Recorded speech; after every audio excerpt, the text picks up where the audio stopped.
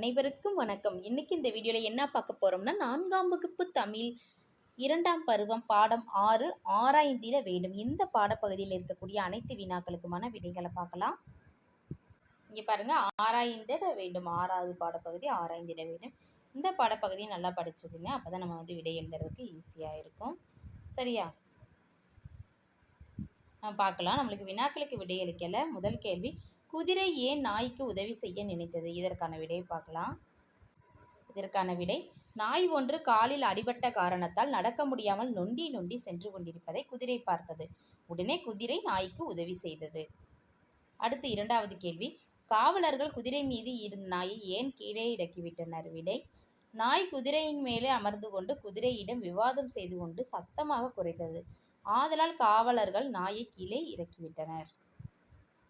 இப்போ நம்ம 2 கேள்விகளுக்கும் விடை பார்த்தாச்சு. அடுத்து நிறுத்தற் குறியீடுக இருக்கு. சொல்ல கேட்டு எழுதுகள குதிரை, இரக்கம், நிலைமை, பேராசை, குடிமக்கள், இதையெல்லாம் சொல்கிறத கேட்டு நீங்கள் பார்க்காம எழுதுங்க. அடுத்து நிறுத்தற் குறியீடுக, அரசே அதோ ஒரு நாயானது நடக்க முடியாமல் தத்தி தத்தி சென்று கொண்டிருந்தது. இதில் பார்த்தோம் அப்படின்னா அரசே அப்படிங்கிறது இந்த நிறுத்தற் குறியீடு இங்கே ஏற்றிருக்கேன், இதை பார்த்துக்குங்க. அடுத்து பார்த்தோம் அப்படின்னா அந்த நாயை என் முதுகில் ஏற்றிக்கொண்டுன்னு இருக்கு பாருங்கள். இந்த இடத்துல கம்மா குறி இருக்கா, இந்த குறியிட்டுக்குங்க. அடுத்து அது எந்த இடத்திற்கு செல்ல வேண்டுமோ அந்த இடத்திற்கு விட்டு விடலாமா, இந்த இடத்துல கேள்விக்குறி, இங்கே முற்றுப்புள்ளி இடையில, சரியா, இறுதியில் முற்றுப்புள்ளி, இந்த மாதிரி நிறுத்தற்குறி நீங்கள் இட்டுக்குங்க. இது நம்ம புத்தகத்திலேயே இருக்கும். நம்ம பார்த்தோம் அப்படின்னா இந்த வாக்கியங்கள் பார்த்தோம் அப்படின்னா புத்தகத்தில் எந்த பகுதியில் இருக்குது அப்படிங்கிறத நம்ம பார்க்கலாம். இங்கே இருக்க ஆராய்ந்த வேண்டும் பாடப்பகுதி இருக்குல்ல, இதில் பார்த்தோம் அப்படின்னா 2வது 131வது பக்கம் பார்த்தீங்கன்னா இந்த இடத்துல இருக்குது பாருங்கள். அது 2வது பேராகிராஃபில் இருக்குது. இங்கே இருக்குது பாருங்கள், அரசேன்னு இருக்கா இல்லையா, விட்டு விடலாமா என்று கேட்டது. இது வரலும் இதில் இருக்கக்கூடிய நிறுத்தற்குறியெல்லாம் பார்த்துக்குங்க. அதை பார்த்துட்டு அதுக்கப்புறம் நீங்கள் இதை எழுதிக்கலாம். சரியா, இதிலே எழுதிக்கலாம் எப்படி நிறுத்தற்குறியிடணும் அப்படிங்கிறத இதில் நிறுத்தற்குறியிட்டுக்குங்க. அடுத்து ஒரே சொல் 2 முறை அடுத்தடுத்து வருமாறு சொற்றொடர் அமைத்து எழுதுகன்னு கேட்டிருக்காங்க. அதாவது ஒரே சொல் இருக்கும், அது திரும்ப திரும்ப அடுத்தடுத்து வரக்கூடிய சொற்றொடர். நாய் ஒன்று நொண்டி நொண்டி நடந்தது. இதில் அடுத்தடுத்து வரக்கூடியது எதுனா நொண்டி நொண்டின்னு இருக்கு. இதே மாதிரி தத்தி தத்தின்னு இருக்கு. என்ன எழுதலாம், முயல் தத்தி தத்தி ஓடியது, இந்த மாதிரி எழுதிக்கலாம். அடுத்து எழுதி எழுதி, நான் திருக்குறளை எழுதி எழுதி பார்த்தேன், நான் மனப்பாட பகுதியை எழுதி எழுதி பார்த்தேன், இந்த மாதிரி நீங்களாவே சொந்தமாகவே எழுதலாம். அடுத்து திரும்பி திரும்பி, இது எப்படி எழுதலாம், குழந்தை திரும்பி திரும்பி பார்த்து கொண்டே சென்றது, அதாவது குழந்தை திரும்பி திரும்பி பார்த்து கொண்டே சென்றது. அடுத்து பாருங்கள், குனிந்து குனிந்து, மக்கள் வயலில் குனிந்து குனிந்து நடவு செய்தனர், நான் குனிந்து குனிந்து சென்றேன், இந்த மாதிரி எழுதலாம். நான் தாழ்வான பகுதியில் குனிந்து குனிந்து சென்றேன், இந்த மாதிரி கூட நீங்கள் எழுதிக்கலாம். சரியா, அடுத்து பாருங்கள், குறிப்பை படி விடையை கொடு. குறிப்பு என்னது, பேச உதவுவது வாய், படுக்க விரிப்பது பாய், கனிக்கு முந்தையது காய், காவல் காப்பது நாய், இந்த மாதிரி விடை எழுதிக்கலாம். அடுத்து பாருங்கள், வரியில் 1 சுங்கம், கனிமத்தில் 1 தங்கம், நாடுகளில் 1 வங்கம், தமிழுக்கு 3 சங்கம். அடுத்து உழவுக்கு உதவுவது ஏர், ஊர்கூடி இழுப்பது தேர், மரத்திற்கு தேவை வேர், நல்லதை உன்னிடம் சேர். அடுத்து அகர முதலி பார்த்து பொருள் அறிக. போலி, பொறாமை, சவாரி, வருந்தியது, மரியாதை, இது அகர முதலி, ஏதாவது டிக்ஷனரி இருக்குல்ல அகர முதலி, அதை பார்த்து நீங்கள் பொருள் எழுதலாம்.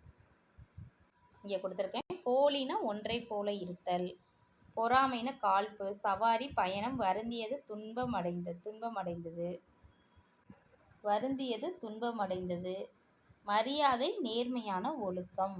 சரியா, இந்த மாதிரி நம்ம எழுதிக்கலாம். அடுத்து சொற்களில் உள்ள பிழைகளை நீக்குகன்னு இருக்கு.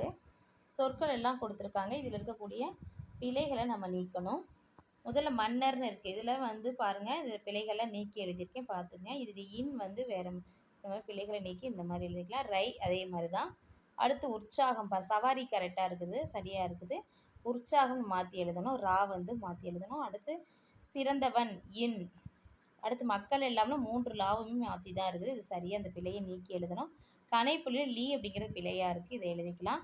அடுத்து இறக்க குணம்னா ரா பிழையாக இருக்குது, எழுதிக்கலாம். அடுத்து கிராமங்கள் இல் அப்படிங்கிறது பிழையாக இருக்குது. சரியா,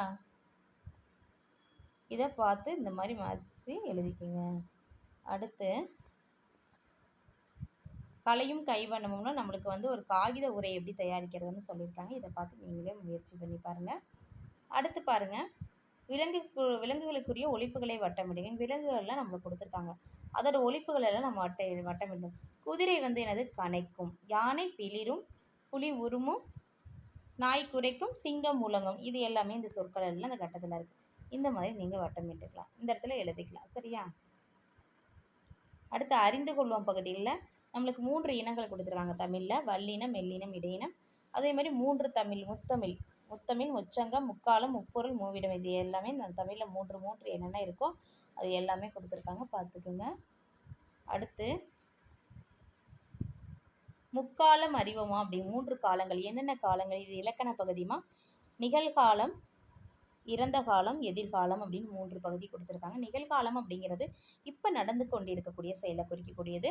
இறந்த காலம் அப்படிங்கிறது ஏற்கனவே நடந்து முடிந்த செயலை குறிக்கிறது. எதிர்காலம் அப்படிங்கிறது நடக்க போகும், இனிமேல் நடக்கக்கூடிய செயல்களை குறிக்கிறது தான் எதிர்காலம். சரியா? அடுத்து பாருங்க, கீழ்காணும் எடுத்துக்காட்டை போல் எழுதுக அப்படின்றது. அதாவது எடுத்துக்காட்டு கொடுத்துருக்காங்க. நான் உணவு, இந்த இடத்துல 3 காலங்கள்: இறந்த காலம், நிகழ்காலம், எதிர்காலம் 3 பயன்படுத்தி இங்கே உண் அப்படிங்கிறத பயன்படுத்தி எழுதியிருக்காங்க செயலை. நான் உணவு உண்டேன் அப்படிங்கிறது ஏற்கனவே உணவு உண்டாச்சு, அப்போ இது இறந்த காலம். நான் உணவு உண்கிறேன் அப்படின்னா இப்போ தான் உணவு உண்கிறார்கள், அது வந்து நிகழ்காலம். நான் உணவு உண்பேன் அப்படிங்கிறது இனிமேல் நடக்கக்கூடிய ஒரு செயல், அது வந்து எதிர்காலம். சரி, அதுதான் 3க்குமே உரிய வேறுபாடு. நம்ம இந்த மாதிரி இங்கே நம்மளுக்கு எடுத்துக்காட்டு கொடுத்துருக்காங்க. இளவரசி பூத்தொடுன்னு இருக்க. பூத்தொடுத்தாள் அப்படின்னா இறந்த காலம். பூத்தொடுக்கின்றாள் அப்படின்னா நிகழ்காலம். பூத்தொடுப்பாள் அப்படின்னா எதிர்காலம். இதை அப்படியே நம்ம ஃபுல்லாகவே எழுதலாம். எப்படி எழுதுறதுன்னு பார்க்கலாம். இங்கே பாருங்கள், இங்கே கொடுத்துருக்கேன், இதை அப்படியே எழுதிக்கலாம். இளவரசி பூத்தொடுத்தாள், பூத்தொடுக்கின்றாள், பூத்தொடுப்பாள். அது ஆடு புல் மேய்ந்தது, புல் மேய்கின்றது, புல் மேயும். நாங்கள் படம் வரைந்தோம், நாங்கள் படம் வரைகின்றோம், நாங்கள் படம் வரைவோம். கதிர் போட்டியில் வென்றான், கதிர் போட்டியில் வெல்கின்றான், கதிர் போட்டியில் வெல்வான். மயில்கள் நடனம் ஆடின, மயில்கள் நடனம் ஆடுகின்றன, மயில்கள் நடனம் ஆடும். இந்த மாதிரி நம்ம இறந்த காலம், எதிர்காலம், நிகழ்காலம் இந்த 3 காலங்களை பயன்படுத்தி இந்த மாதிரி எழுதிக்கலாம். அடுத்து பாருங்க, அட்டவணையில் விடுபட்ட இடங்களை நிரப்புங்க. இங்கே அட்டவணை இருக்குது. வினைச்சொல், இறந்த காலம், நிகழ்காலம், எதிர்காலம். இதில் வினைச்சொல் நம்மளுக்கு என்ன? இதெல்லாம் வினைச்சொல். சரியா? செய், பர, படி, கேள், சொல் இது எல்லாமே வினைச்சொல். இறந்த காலம் அப்படிங்கிறது அதுக்கு என்ன? செய்னா செய்தான், பர பறந்தது, படி படித்தான், கேள் கேட்டது, சொல் சொன்னார்கள். நிகழ்காலம் என்ன வரும்? செய்க்கு செய்கின்றான், பறக்கின்றது, படிக்கின்றான், கேட்கின்றது, சொல்கின்றார்கள். அடுத்து எதிர்காலம்னா செய்வான், பறக்கும், படிப்பான், கேட்கும், சொல்வார்கள். இந்த மாதிரி நம்ம எழுதணும். அடுத்து பாருங்க, படங்களுக்கு பொருத்தமான காலங்களை பயன்படுத்தி தொடர் எழுதுக. இங்கே படங்கள் வந்து கொடுத்துருக்காங்க. நம்ம பொருத்தமான காலங்கள், அதாவது நிகழ்காலமா, எதிர்காலமா, இறந்த காலமா, அதெல்லாம் பயன்படுத்தி நம்ம தொடர் எழுதணும். அதில் கண்ணன் ஏணியில் ஏறுகின்றான், ஏற்கனவே ஏறுகின்றான், இது ஏற்கனவே ஏறுகிறான் அப்படின்னு இருக்குது நிகழ்காலத்தில். அடுத்து மரத்தில் இருந்து தேங்காய்கள் கீழே விழுந்துருதுன்னா ஏற்கனவே விழுந்துருச்சு, அப்போ வந்து என்னது? ஏற்கனவே முடிந்த செயல், அது வந்து இறந்த காலம். விமானம் பறக்கிறது, விமானம் என்னது? பறந்துட்டு இருக்குது இப்பொழுதுக்கு, அப்போ அது நிகழ்காலத்தில் இருக்குது. அடுத்து பார்த்தோம் அப்படின்னா ஒரு சிறுவன் வந்து ஓடுகின்றான், இப்போ ஓடிக்கொண்டிருக்கிறான், இது வந்து நிகழ்காலம்.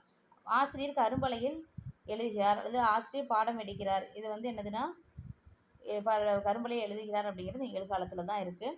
சிறுமி மிதிவண்டி ஓட்டுகிறாள், மிதிவண்டி ஓட்டுகிறாள் அப்படிங்கிறது நிகழ்காலத்தில் தான் இருக்குது. அடுத்து பாருங்கள், தாத்தா செய்தித்தாள் வாசிக்கிறார், இந்த மாதிரி நம்ம எழுதலாம்.